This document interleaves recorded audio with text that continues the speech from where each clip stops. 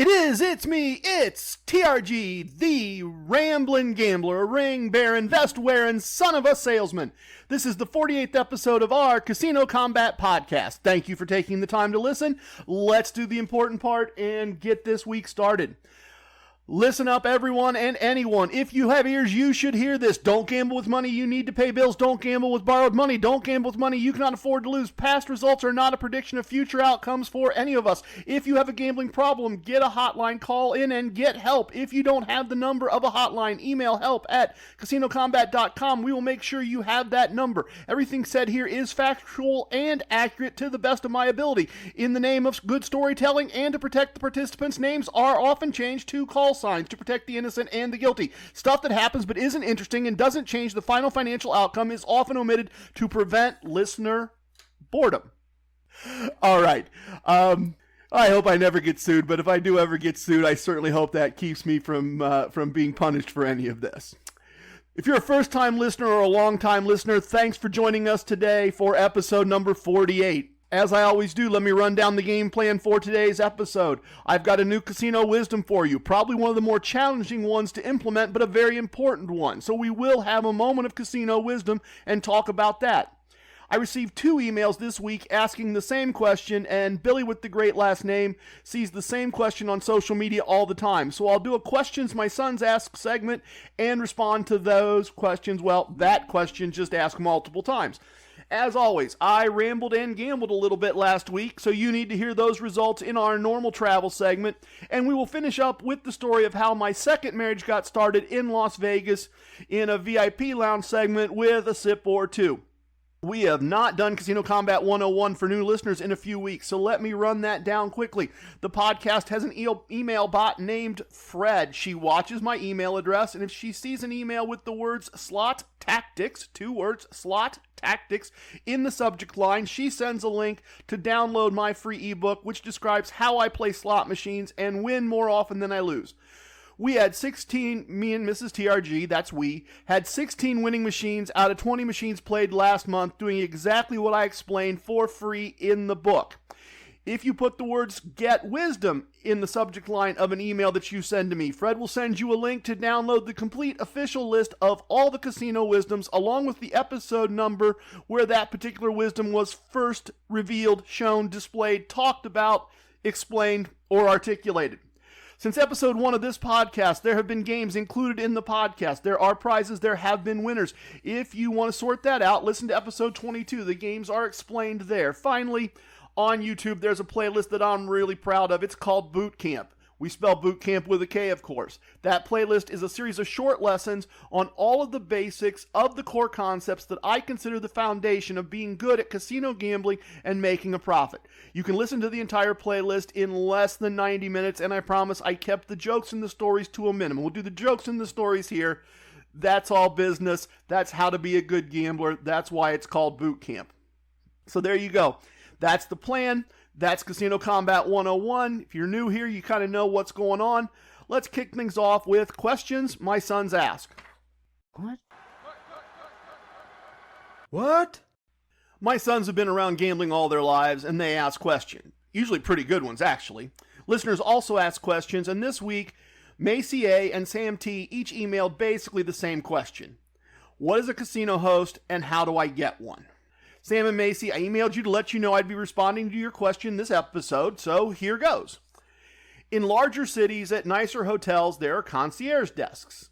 And the concierge help guests with things like where to get good sushi, or getting them last-minute show tickets, or buying flowers for someone, etc., etc., etc. A good concierge will take care of whatever a guest needs, and they should get tipped accordingly. That's what a concierge does. A casino host serves a similar function for casino gamblers, which isn't to say that the hotels associated with casinos don't also have concierges available. Often they'll work with the casino host, depending on the situation, but casino hosts are for casino gamblers. Gambler is the key word here. You're not going to work with a host, talk to a host. You're certainly not going to get a host assigned to you if you just stay at casinos and spend money and don't gamble. That's not how a casino host works. But suppose you've been gambling for several hours at a casino where you are not a regular. You haven't accumulated points yet, you can't really comp yourself, but you've been gambling for several hours and you'd like to get something to eat. You can ask the floor supervisor or the dealer to find a host for you. And usually in a few minutes, someone will show up and ask what you need. And at that point, you can introduce yourself and say, I've been gambling for several hours, never been here before. I'm ready to take a break. I was thinking I'd get something to eat and then gamble some more. Would you be able to write me a food comp? Now, they don't know you. They're going to check your play, what you've done there for the time you've been there. And if you gambled at a reasonably high level, they're going to write you a food comp. I mean, a buffet comp should be pretty easy to get. It's going to be a lot easier to get than a dinner for two at a steakhouse, for example. And your request needs to match your play. If you've been flat betting $5 a hand for 30 minutes, you're probably not going to get a food comp. Or your food comp is going to be $6 at the hot dog stand because they're trying to be nice. If you've been playing at $500 a hand, you better get a food comp to something pretty nice if you ask. And obviously in this situation, asking is the key word. And the thing to know to ask for is ask to speak to a host. Casino hosts also handle for their regular guests, for repeat guests, for people with a track record, they'll handle travel comps. That's hotel rooms, that's airfare for big players. They schedule spa appointments and tea times and get show tickets when the show's sold out. They make dinner reservations when the restaurant is fully booked. Basically, anything going on in and around the casino, a host can help you out with. Now, the question of, in air quotes, getting a casino host comes up all the time, and it's a little different than asking to speak to a host, than using a host. You don't get an assigned casino host by doing something other than gambling. You don't get a host. The house assigns you to a casino host. The casino host gets you as a player when your player reaches a level that interests the house. So let me give you a couple real life examples. Casino 1, I have a host assigned to me, been assigned to me for years based on my play there. One day he introduced himself, gave me his card, said, if you ever need anything, give me a call, send me a text, love to help you out. So if I need a room or a dinner reservation, I just text him and he sets everything up. And he stops to see me once in a while and say hi when I'm gambling, just to tell me they appreciate my business. And if a mailer for the month says Saturday nights are going to cost me $99, he just comps me the night anyway. Still my host, still my guy, still takes care of everything after all these years. I'm hoping concerts come back because he was usually a good one to get concert tickets from. Now let's compare that to my home casino, Casino 2. In spite of the fact that my bets there are the same dollar amount and I play there more often and usually for longer periods of time, I don't have an assigned casino host. No one has gotten me yet. I haven't been given to anyone. Now, I still use a host to reserve my comped rooms and to make dinner reservations. I just call the VIP line and speak to whichever host answers the phone. But I don't have a number I can text. I don't have an email address. The point here is that different properties are going to have different standards for assigning a casino host to a player. And they're not going to assign one until your play reaches their level. You don't get a casino host, as I said. A casino host gets you. This is also a good place to apply casino wisdom number 77. When you want or need something, this is always the best option in my opinion. What does casino wisdom number 77 teach us? It teaches us if you don't ask, you don't get. Not being assigned a casino host doesn't mean you can't speak to a casino host, whoever's on duty, and ask for something you need as a gambler. The best example of this would be staying in a Las Vegas casino hotel, gambling for a few days at a modest level, and charging meals and drinks and entertainment to your room. Even if you don't have an assigned casino host, you can and should, in my opinion, stop at VIP services on your way out and ask to speak to a casino host. Let the host know you're checking out. Tell them who you are, give them your player's card so they have your number, your player's number, and let them know you're wondering if they can comp any of your room charges. Sometimes they will, sometimes they won't. It depends on your play, it depends on the property. But usually they will try to find a way to at least comp something. I've had situations back when we were not able to play at the level we're able to play out now. Not that we're playing at a super huge level now, but, I always get a kind of a, let me see what I can do. Oh, I'll comp the 2 drinks you had at the pool. It's a $30 comp. It's a $8 comp their cost, right? They're not going out of the moon, but they tried to find something that they are probably going to be able to take care of. But you're not going to get those comps if you don't ask. Or if you don't know casino hosts exist, and you're not allowed to ask them for things. I guess I said that weird. You're not going to get that comp if you don't ask, or you're not going to get a comp if you don't know there are casino hosts and you don't know that you can ask them. And I think that's why this question comes up, and that's why I wanted to take the time to answer it. So Sam Marcy, thank you for listening. Thank you even more for taking the time to email and ask me your question. I hope you understand a little bit more about how casinos work. I hope that was helpful to you. I've got a new casino wisdom for you, folks. So let's pause for a moment of casino wisdom next.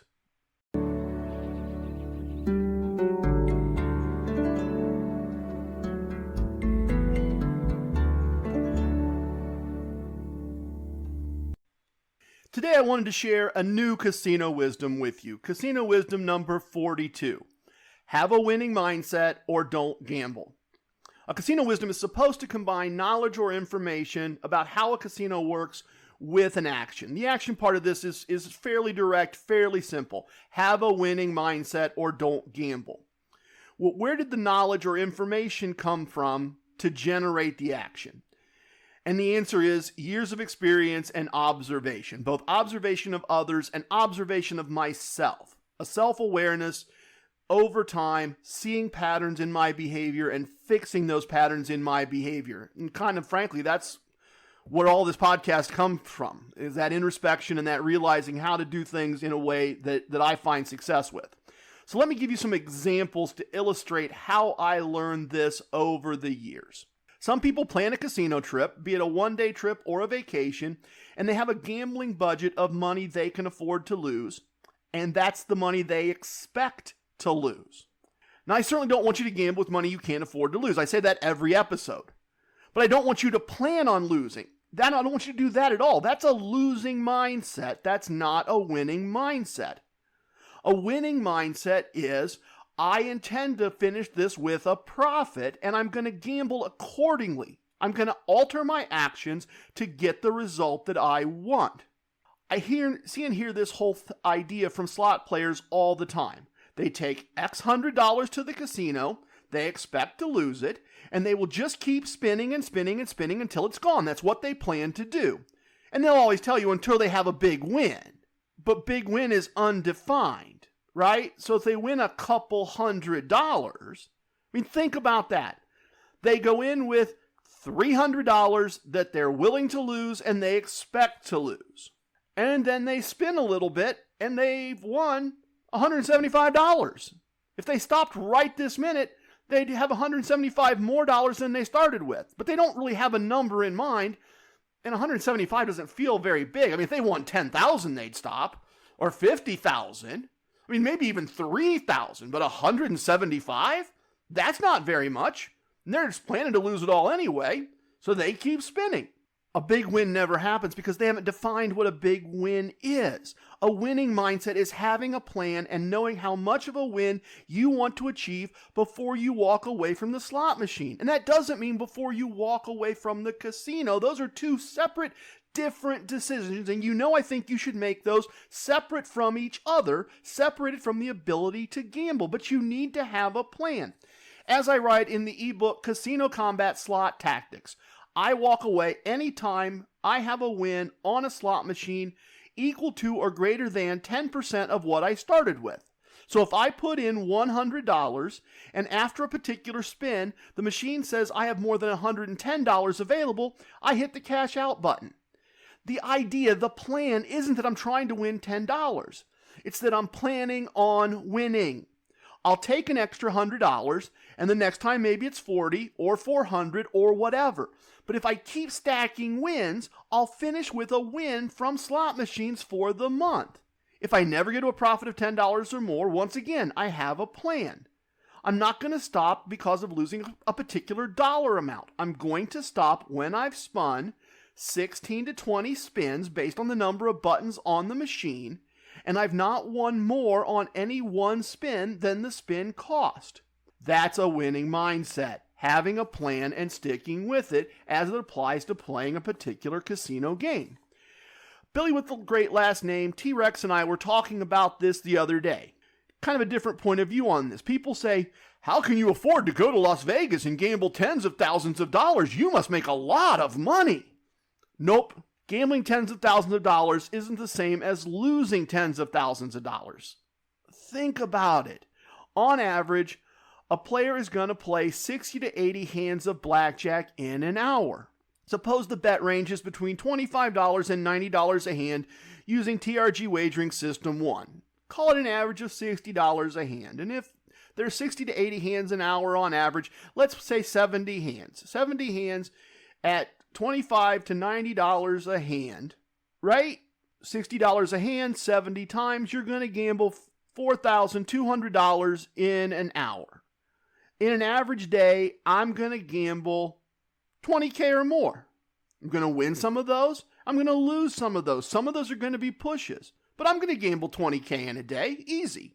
More than that if Mrs. TRG is with me. But if you've listened at all, you know I'm not going to keep losing and putting more money on the table, losing and putting more money on the table, losing, putting more money on the table. That's a losing mindset. A winning mindset is to leave the table if you lose 3 or 4 or pick your number 5 or 7 hands in a row. And to keep playing for hours and hours and piling up the wins if that 3 or 4 or 7 or whatever your number is hands doesn't happen particularly quickly. That's what we want. That's a plan. That's a winning mindset. And admittedly, Casino Wisdom number 42 is probably one of the tougher wisdoms to implement. It's kind of why I've waited till now to share you. Some of the other ones are pretty easy. And the action part here sounds so simple. Have a winning mindset or don't gamble. But having and keeping a winning mindset can be difficult. There are challenges and temptations. You spin the slot machine for the second time. The machine says you've won $11.24 more than you put in. That's your plan.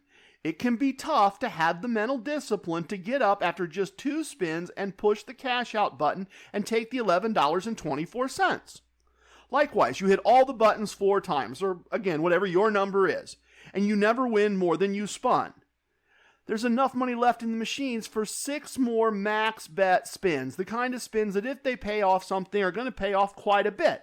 And a part of your brain is probably saying, oh, that doesn't matter. Just like you didn't think the $11.24 mattered, so you wanted to keep playing and then you'd probably lose. Now your brain is saying, oh, that extra, whatever, $37 left of the money you put in, well, that doesn't really matter. Maybe one of those spins is going to pay out. It could happen. And you're saying it's not that much money, and I'm not really worried about it. A winning mindset is having a plan and sticking to it in this situation too. But that doesn't mean it's easy. And that doesn't mean I don't occasionally feel tempted to make those last few spins. I do, but I resist that. For me, that's the difference between a winning and losing mindset. That's the difference between getting to the end of the month and having a win and getting to the end of the month and not having a win. And I know that because my numbers tell me that. As far as tables go, the big place that I have to keep this casino wisdom in mind is when I'm having fun with the people I'm gambling with. It doesn't come up much in my mind when I've just lost that third or fourth hand. I'm ready to be up and out. That I'm good at. Sometimes when I'm winning and having fun. And the example that comes to mind is when I met Magical Mike and Magnificent Marcy that one evening at Casino 1. We were gambling, we're having fun, we're singing along to the music, we're having drinks, we're winning money as we go. We're doing all that fun casino stuff. That's one of the reasons to be there. It's where the fun is. The fun is not in the 3 hands and leave, 3 hands and leave. But I hit that string of losses. I hit that string of losses with a nice pile of win in front of me. And I knew I should take my win and leave. I knew that was my plan. My plan says to leave when that happens. My wisdoms say, love the win more than I love the action. I did the right thing. But I remember them looking at me. They were kind of stunned and they were amazed. Kind of like, what? You're leaving? We were having fun. I was having fun, but I was wise enough to have a winning mindset and stick to my plan. And sticking to my plan, sticking to that winning mindset, I said my goodbyes and I left the table. I had a win, and I had a good time, and I had a positive memory. Okay, now fair. Maybe in hindsight, having now kind of gone through all this and laid it all out for you, the last part of this wisdom is a little harsh. It's the right answer, but it's a little harsh. Have a winning mindset or don't gamble is the casino wisdom. And maybe it should have been a little mellower. Maybe it should have been have a winning mindset or don't gamble for profit. There's nothing wrong with gambling for entertainment instead of profit. It's just not my thing. It's just not what I do. It's just not something I'm going to do repeatedly. My advice, my thought, my opinion, develop a winning mindset and gambling for profit becomes much easier, which is why this casino wisdom was created, to remind us of all of that in a simple and easy to remember way. Okay, look, you know I traveled last week. You know I gambled when I traveled. So let me talk you through the results so you can see if things worked for me or didn't work for me the way I always recommend people do things.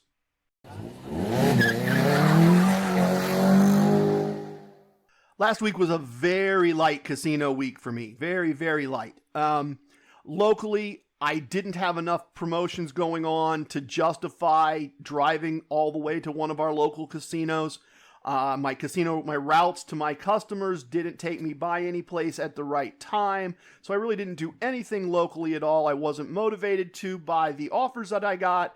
And my work life didn't take me close enough that I'd say, oh, okay, I'll just stop by for a sandwich and a little bit of free play or something of that nature.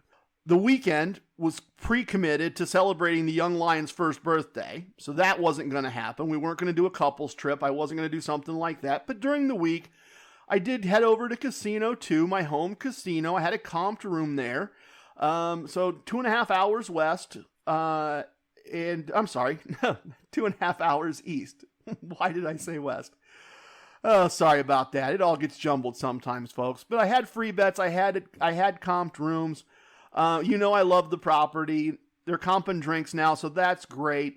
Things got off to a wonderful start, an absolutely wonderful start. Couldn't have asked for anything more. Nice long session at a blackjack table, several hours, nice win, bigger win, not a huge win, but definitely a double, not a single, a double, maybe a double where I almost could have stretched it to a triple.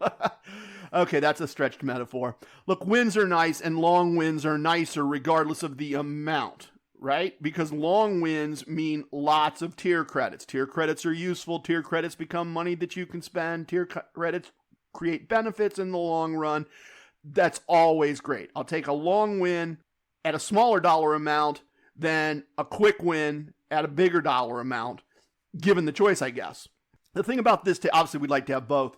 So the thing about this table was that I was constantly making bad hands into good winning hands. Or I should say the dealer was by handing me the cards I asked for. I'd hit a 16 against a dealer's 9 and grab a 5 for 21 and the dealer'd have 19. I'd draw a 6-card 21 and win one of my larger bets that probably would have been an exit point, except I won the bet by drawing a 6-card 21. Those don't happen very often, folks. I split aces, got a 10 on each, and the dealer had 20. You always like to win some of those hands, but you don't usually win like all of those hands, and I was winning all the hands. Blackjack is a fun and easy game when things go that way. As often happens, as this happened before, my run was ruined when the fools walked in. It was like a slow motion train wreck, slow motion car crash in a movie. I see a guy and a girl coming toward me. They look like they've had a few. They've each just got a little money in their hand, and I'm thinking this is trouble. And sure enough, they buy in with almost no money. They're drunk. They don't know how to play. They didn't ask if I wanted them to wait, even though I had a big blackjack just as they were walking up. Normally, that's a trigger for someone to say, hey, do you want me to wait a few minutes? Let me know. They didn't do that. Then they make dumb plays with their very little money, and I quickly lost several hands in a row and left the table. I had a profit. I'm not mad. I don't really care.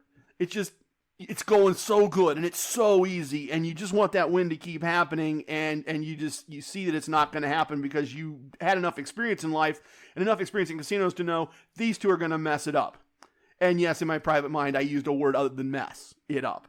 Grabbed a quick dinner, comped myself dinner with points, played a winning slot machine, and hit a big payout on my first max bet wager. So I'd gone all the way across the machine, never won more than I bet, On the first button, the second button, the third button, the fourth button, hit the big button, the max bet button for the first time, and into a bonus round, and ching, ching, ching, ching, and a real nice win when the machine finished doing its thing and spit out the ticket.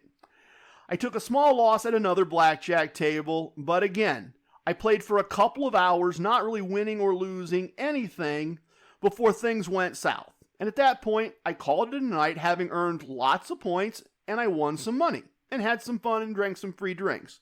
And of course, since I was already, 2.5 hours away from home, I did what I almost always do on these solo trips. I stopped by Casino One on my way home because I knew they would have match bets for me and a drink comp. And I really like my mornings there. The place is slow. There's not a lot going on. Tables are easy to get. You get your favorite slot machine. So I always do. They give me a ticket for a comped drink, and I'm driving, so I'm only going to have one, and I have that early in my trip. But I really enjoy sitting down at one of my favorite slot machines, sipping my drink, and enjoying that while I play. And unfortunately, I lost a few bucks playing the slot machine, and I took a minor loss on a blackjack table, one of those tables where I was never up more than a unit and a half, and I'd lose a couple hands, and then I'd get back up a little bit, and then I'd lose a couple hands, and then I'd make a split or a double, and I wouldn't win that, and I'd make the next bet, and I'd win that. It was a struggle. And eventually I hit my loss point, and I took off. But I did, since I had some time, I did play one more slot machine and had a nice, larger than normal slot machine win there, a lot more than 10%, I'll tell you that for sure. And that offset the table loss. And that was my week as far as gambling went. One winning table out of 3, but nice long tables. 2 winning slot machines out of 3. And I won more than half a day's pay. Not great. Not amazing, but also necessary if you're me doing this the way I do. My home casino will see lots of hours of play in exchange for the room comp that they gave me. I got lots of credits that I can use to buy meals the next time. Those meals and those room comps will keep coming because I ground out nice long play sessions. My host Bubba at Casino One stopped by to say hello and wish me luck, so again, those comps will keep coming in future months. As grinds go, this one was pretty easy. I had fun, I made some money, and I kept all the wheels turning to keep getting free stuff in the future. It's a fun story. For me, it's a fun story. I got married for the second time in Las Vegas. And like my original destination, it's just another story that I love to tell. So join me in the VIP lounge for a sip, and I'll share that story.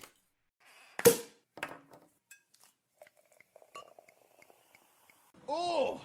A little bit of the bubbly. Our VIP lounge is open, and I'm glad it is. Top shelf still and sparkling water, handcrafted, locally bottled artisanal pop and soda, as well as the best virtual bottles of everything you want all the time. I'll be honest, I'm going to be sparkling water guy today. We did a lot of birthday celebrating this weekend, so non-alcoholic sips for TRG today. Inside story. And this is going to be a quick story, folks, but this is a story that I've often told about Las Vegas, sitting around with friends old and new in various VIP lounges. If you know Vegas at all, it has a lot of Vegas notes in it. I've been known to call Mrs. TRG my wife from my second marriage. And that is a very lame attempt at humor because she's also the woman I married the first time, and we never were divorced. We were never separated. We were never not together. We just got remarried in Las Vegas as part of a 20th anniversary trip quite a few years ago. And at the time, we were Las Vegas veterans. We'd been there a bunch of times. We honeymooned there. We went frequently. So knowing Las Vegas well, knowing a lot of Vegas things that we could do, wanted to do, had done, wanted to do again, all those types of things, we kind of structured the whole trip, which is to say I structured the whole trip, kind of around the idea that we were getting married, and that the wedding and the idea of going to Vegas to get married was the reason for the trip. And it was also our anniversary, and we were taking a vacation that we'd done the year before and the year before. But in the spirit of things, I asked Mrs. TRG to marry me before we left for the airport, and we stayed at the Mirage at the beginning of the vacation. And the second night, we had dinner at the steakhouse Kokomo in the atrium there as an engagement dinner. And the third night, Mrs. TRG treated me to a bachelor party at one of Las Vegas's fine gentlemen's clubs, and we had a blast. At least the parts I remember were a blast, and she tells me she had a good time as well. So everyone at the bachelor party had a great time. The next day, and nobody ended up on a roof. Nobody ended up asleep on the roof and lost. So that's always a good thing when you do a bachelor party. The next day, we checked out of the Mirage and checked into Mandalay Bay, where we were going to have our, air quotes, honeymoon. And after we got there and changed clothes, a limo picked us up, took us to a chapel so that a version of Elvis could remarry us. And that's a great, wonderful memory and a very funny video to play back. We had a great honeymoon at Mandalay Bay, enjoyed the pool, enjoyed the spa, very much made a kind of honeymoon trip out of it. Very, very fun trip. And we managed to stay married ever since. So probably some of that Vegas luck, right? Or opportunity meeting preparation. Okay, if you're playing the casino chip game, there are 8 in this episode of the podcast. Not counting the one I accidentally just put in there about the roof. That's an extra one. Don't count that one if you're playing along. Please, tip your waitresses, tip your bartenders, tip your dealers, but don't tip away your wins. I have spoken. Everything you heard here is true from a certain point of view. It's time for leaving, and I do hope you understand I was born a Ramblin' Man. Love it, hate it, it doesn't matter. Please share this podcast with your family and friends. Goodbye, everyone. Thank you for listening.